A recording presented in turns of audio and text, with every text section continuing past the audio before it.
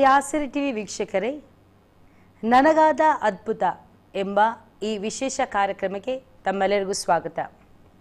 ಪ್ರಿಯರೇ, ದೇವರು ಪ್ರತಿಯೊಬ್ಬರ ಜೀವಿತದಲ್ಲಿ ಕೆಲವೊಂದು ಘಟನೆಗಳನ್ನು, ಕೆಲವೊಂದು ಕಾರ್ಯಗಳನ್ನು ಮಾಡಿ ಆತನ ಕಡೆಗೆ ಆತನ ಪ್ರಿಯರನ್ನು ಎಳೆದುಕೊಳ್ತಾನೆ. ನಾವು ದೇವರ ವಾಕ್ಯದಲ್ಲಿ ನೋಡ್ತೇವೆ, ದೇವರು ಹತ್ತಿರದಲ್ಲಿಯೂ ದೇವರಾಗಿದ್ದಾನೆ, ದೂರದಲ್ಲಿಯೂ ದೇವರಾಗಿದ್ದಾನೆ ಅಂತೇಳಿ ಯೆರೆಮೀಯದಲ್ಲಿ ನಾವು ನೋಡ್ತೇವೆ.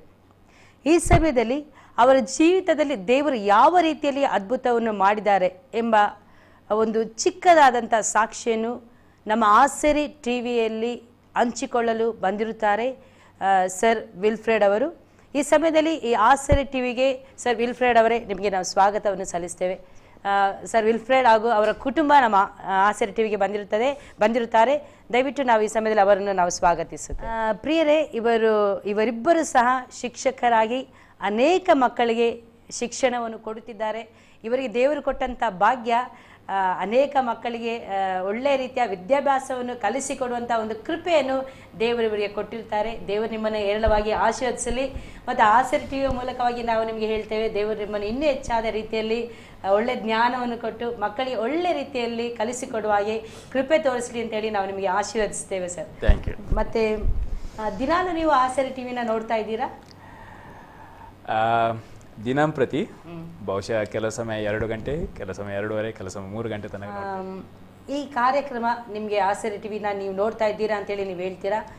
ಆಸರೆ ಟಿವಿಯಲ್ಲಿ ಬರುತ್ತಿರುವಂಥ ಕಾರ್ಯಕ್ರಮಗಳು ನಿಮಗೆ ಯಾವ ರೀತಿಯಲ್ಲಿ ನಿಮ್ಮ ಜೀವಿತದಲ್ಲಿ ಅದು ಎಫೆಕ್ಟ್ ಆಗ್ತಾ ಇದೆ? ನನಗೆ ಪ್ರತ್ಯೇಕವಾಗಿ ಸುವಾರ್ತಿಕ ಕಾರ್ಯಕ್ರಮ ಅದು ತುಂಬ ಹಿಡಿಸ್ತಿತ್ತು. ಯಾಕಂದರೆ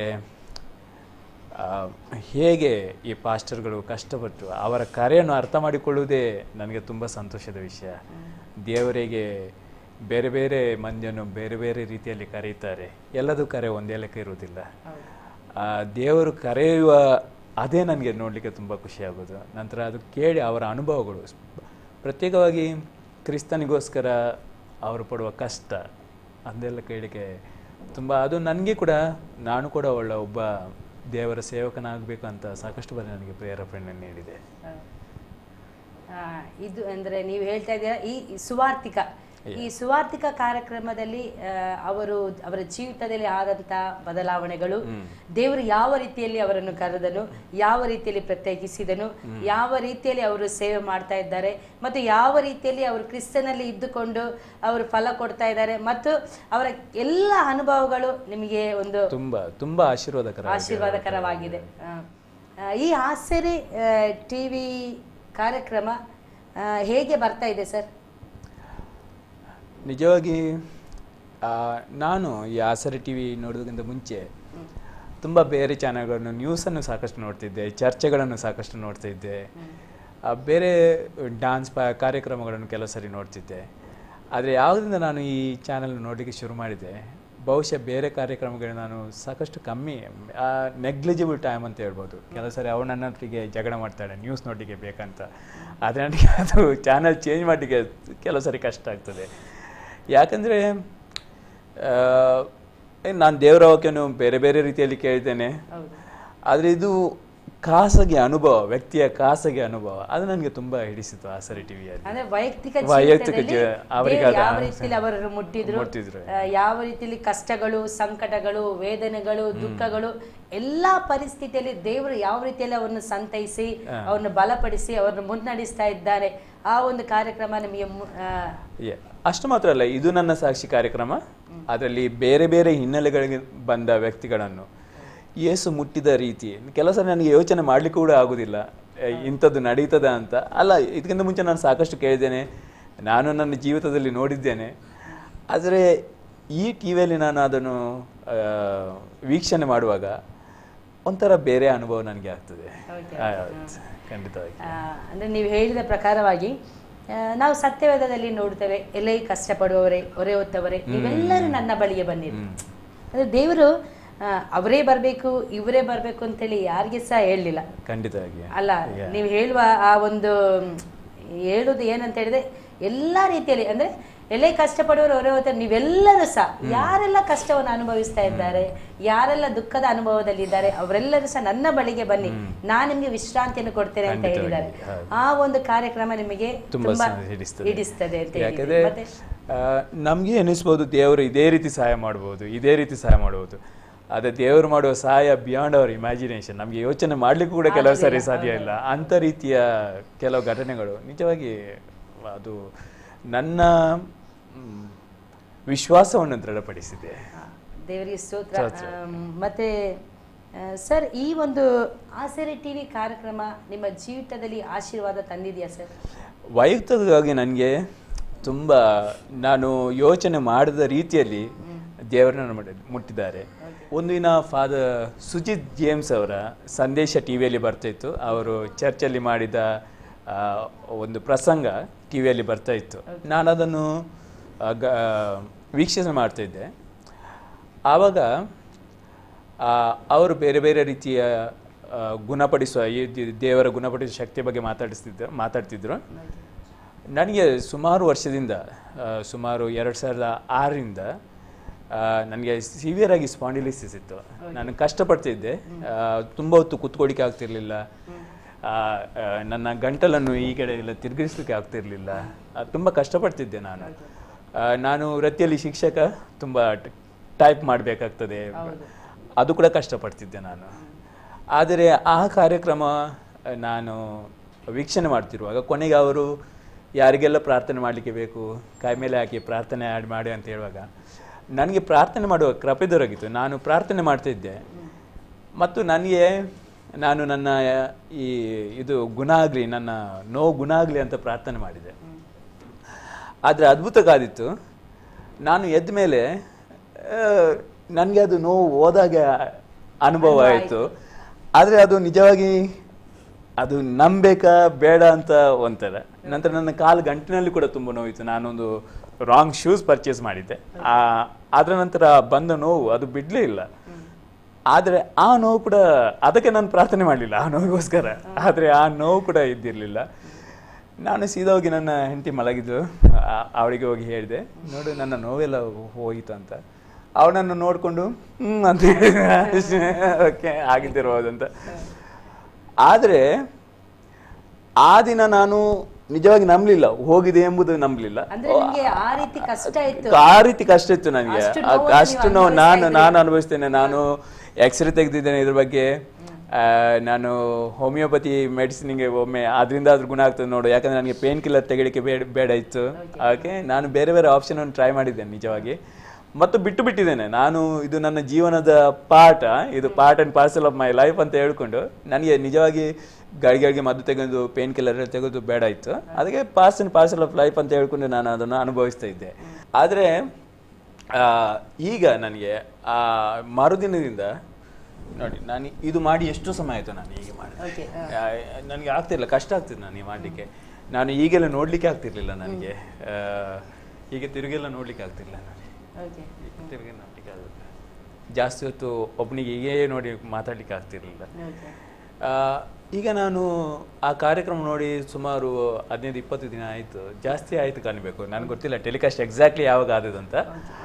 ಆದರೆ ಆ ನೋವಿನ ಅನುಭವನೇ ಇಲ್ಲ ನನಗೆ ಆಗಿದ್ದರಿಂದ. ಇವತ್ತು ಕೂಡ ನಾನು ಸ್ಕೂಲಿಗೆ ಹೋಗಿ ಟೈಪ್ ಮಾಡಿಕೊಂಡು ಬಂದಿದ್ದೇನೆ, ಆದರೆ ನನಗೆ ಯಾವುದೋ ರೀತಿಯ ಆ ನೋವು ಕಾಣಿಸ್ತಾ ಇಲ್ಲ. ಮತ್ತು ಕಾಲಿನ ಗಂಟು ಕೂಡ ನಾನು ಹೇಳಿದಲ್ಲ, ಇಲ್ಲಿ ಕಷ್ಟ ಆಗ್ತಿತ್ತಂತ, ಈ ನೋವು ಸಂಪೂರ್ಣವಾಗಿ ಬಿಟ್ಟು ಹೋಗಿದೆ. ನಾನು ದೇವರ ಗುಣಪಡಿಸುವ ಶಕ್ತಿಯನ್ನು ಇದರ ಮುಂಚೆ ಅನುಭವಿಸ್ತೇನೆ.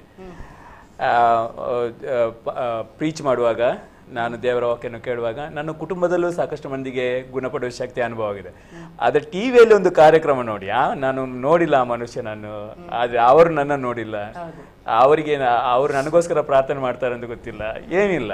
ಆದರೆ ಟಿವಿಯಲ್ಲಿ ಒಂದು ಕಾರ್ಯಕ್ರಮ ನೋಡಿಕೊಂಡು ನಾನು ಅವರು ಪ್ರಾರ್ಥನೆ ಮಾಡಿ ಅಂತ ಹೇಳುವಾಗ ಮೊಣಕಾಲು ಹೋಗಿ ಸುಮ್ಮನೆ ಪ್ರಾರ್ಥನೆ ಮಾಡಿದೆ. ಆದರೆ ಇಲ್ಲಿ ಸ್ಪಷ್ಟವಾಗಿ ಹೇಳ್ತಾನಂದ್ರೆ, ಇದು ಪಾಸ್ಟರ್ ಗುಣಪಡಿಸಿದಲ್ಲ, ಇದು ಇನ್ನೊಬ್ಬ ವ್ಯಕ್ತಿ ಗುಣಪಡಿಸಿದಲ್ಲ, ಇದು ನಿಜವಾಗಿ ದೇವರ ಕೆಲಸ. ಯಾಕಂದ್ರೆ ಅವ್ರು ನನ್ನ ನೋಡಿಲ್ಲ, ನಾನು ಅವರನ್ನು ನೋಡಿಲ್ಲ, ಅವ್ರು ಯಾರಂತ ನನಗೆ ನೋವೆಂತ, ಇದು ಯೇಸು ಕ್ರಿಸ್ತರು ಮಾಡಿದ ಕೆಲಸ, ಇದು ಯೇಸು ಕ್ರಿಸ್ತರು ಮಾಡಿದ ಕೆಲಸ. ಆದರೆ ನನಗೆ ನನಗೆ ಆದ ಎಲ್ಲ ಹೀಲಿಂಗ್ ಅನುಭವಕ್ಕಿಂತ ಈ ಹೀಲಿಂಗ್ ಅನುಭವ ಅತ್ಯಂತ ಆಶ್ಚರ್ಯಕರ ಹೀಲಿಂಗ್ ಅನುಭವವಾಗಿದೆ. ಹಾಗೂ ದೇವರು ಹೇಗೆ ಬೇರೆ ಬೇರೆ ಮನುಷ್ಯರನ್ನು ಒಂದು ಟಿವಿ ಮಾಧ್ಯಮದ ಮೂಲಕ ಆಶೀರ್ವಾದ ಮಾಡ್ತಾರೆ ಎಂಬುದಕ್ಕೆ ಇದೊಂದು ಉತ್ತಮ ಸಾಕ್ಷಿಯಾಗಿದೆ. ಆ ನೋವು ಎಷ್ಟು ತೀವ್ರ ಆಗಿತ್ತು ಅಂದರೆ, ನಾನು ಸಾಕಷ್ಟು ಸಲ ಪಾಠ ಮಾಡುವಾಗ ಮಕ್ಕಳಿಗೆ ಕ್ಷಮಿಸಿ, ನಾನು ಸ್ವಲ್ಪ ಈಗ ಹೇಳ್ತಿದ್ದೆ, ನನಗೆ ಅಂದರೆ ಕಂಟಿನ್ಯೂಸ್ ಆಗಿ ಪಾಠ ಮಾಡಲಿಕ್ಕೆ ಆಗ್ತಿರ್ಲಿಲ್ಲ. ಸಾಕಷ್ಟು ಸಾರಿ ನಾನು ಈ ಎಕ್ಸಸೈಸನ್ನು ಮಾಡ್ತಿದ್ದೆ. ನನಗೆ ಬೇಸರ ಆಗ್ತಿತ್ತು, ಏನು ಈ ಪಾಠದ ನಡುವೆ ಹೀಗೆ ಮಾಡ್ತಿದ್ದೇನೆ ಅಂತ. ಅಷ್ಟು ಸಿವಿಯರ್ ಆಗಿ ನೋವಿತ್ತು. ಅದು ಅನುಭವಿಸಿ ನನಗೆ ಮಾತ್ರ ಗೊತ್ತು ಆ ನೋವು ಹೇಗಿತ್ತು ಅಂತ. ಆದರೆ ಅಂಥ ನೋವಿಂದ ದೇವರು ನನಗೆ ಬಿಡುಗಡೆ ಕೊಟ್ಟರು. ನಿಜವಾಗಿ ನನಗೆ ಸ್ತೋತ್ರ. ಹಾಗೂ ಕೆಲವೇ ದಿನದ ಹಿಂದೆ ಆಗಸ್ಟ್ 16ರಿಂದ ನನಗೆ ಡೆಂಗು ಜ್ವರ ಬಂದಿತ್ತು.